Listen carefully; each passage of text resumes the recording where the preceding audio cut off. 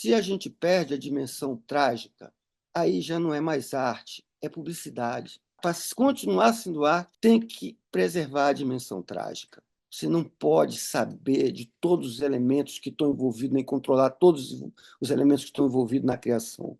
Tem muitos elementos que são obscuros para você, ou que ainda não se manifestaram completamente, ou que vêm se desenvolvendo em processos subterrâneos que você não conhece. A arte tem que ter abertura, espaço para isso. Eu nasci em Belém do Pará, vivi lá até os 17 anos. O Pará era um pouco, naquela época, isolado, era meio que uma periferia do Brasil, era a Amazônia, né? Eu me interessei por artes visuais por conta da vivência com as pipas, os papagaios, da questão da arquitetura, a maneira como se pintavam as casas, as canoas. Tudo isso, na verdade, foi por aí que eu entrei. Alguém me orientou, vai fazer artes visuais. Então, eu fui por aí, mas eu não fui através dos grandes pintores ou dos museus, eu fui através daquela convivência com a cultura local. Os anos 80 foi esse momento de ruptura de um processo de pensamento, de experimentação que vinha dentro de uma tradição local para digerir uma série de questões vindas de fora, colocadas num processo que o pessoal chamou de globalização, né, através das redes. A questão da pintura, eu acho que ela serviu para refundar o mercado de arte colecionista, profissional, porque, de certo modo, não havia objeto com que se trabalhar, não tinha mercadoria, porque eram coisas efêmeras, coisas eventuais, coisas em processo e tal. Não havia uma mercadoria palpável, de certa maneira. Porque nos anos 60, nos anos 70, essas gerações se focaram na destruição justamente do mercado e desse sistema de arte vertical. Então, não havia com que trabalhar para ter um mercado, apesar de ter muito mais galeria naquela época do que hoje. Você vê que a ecologia é muito mais pobre hoje. Quando é uma arte pública, a profissionalização se vê pelo reconhecimento coletivo que direciona você aos aparelhos que lhe pagam e lhe comissionam para trabalhar. Então, se você trabalha em editais públicos, concorrências públicas, ou no espaço público, você participa de um debate que também é público e também onde o seu trabalho é direcionado de forma meio coletiva, por um reconhecimento coletivo. Quando essa produção vai ser gerida de forma privada, ela vai depender completamente da pintura.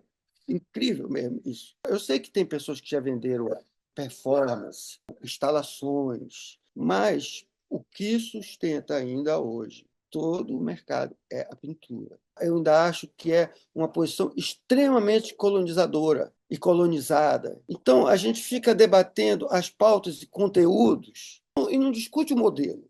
Isso ficou, para mim, ainda numa situação ainda de luta, ponto de luta. Então, eu ainda sinto muito mais instigado, motivado e me divirto muito mais quando existe uma interlocução mais espontânea, mais irreverente. Entende? Então, por isso, o universo do balão no Rio de Janeiro é um universo que, de certo modo, acolheu essas demandas que eu tinha, que vinha dessa época do início dos anos 80. Porque o baloeiro, ele, primeiro, tem um estranho tipo de vaidade, que é uma vaidade de ser copiado. A autoria dele se afirma na cópia dos outros, quando os outros começam a digerir o que ele fez. Então, o meu mestre do balão, que era Ivo Patrocínio, inventou o balão mais icônico do Rio de Janeiro e talvez do Brasil, que é o peão carrapeta.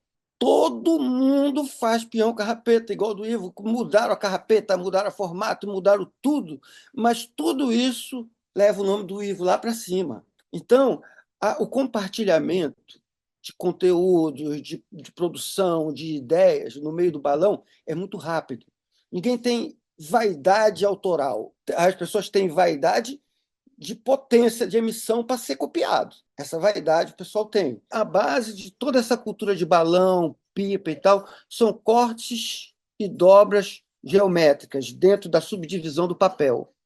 Você lança diagonais e paralelas, perpendiculares dentro do papel e vai fazendo uma composição geométrica que lembra muito a coisa Moura, porque o próprio formato do balão e aquele tipo de geometria é Moura, né? Vamos dizer assim, é soft power mouro enraizado na nossa cultura. Estou muito grato, amo aquele espaço ali da Rotunda e vou ter a oportunidade de fazer o maior balão que eu já fiz. Nunca tinha feito um balão de 9 metros de altura. O meu ateliê tem 10 de fundo, a minha bancada agora está com os 8 metros. Então, é um desafio técnico grande, assim, importante, um espaço que eu adoro. Então, é uma experiência que não deixa de ser uma pintura tridimensional, uma pintura espacial feita em papel de seda.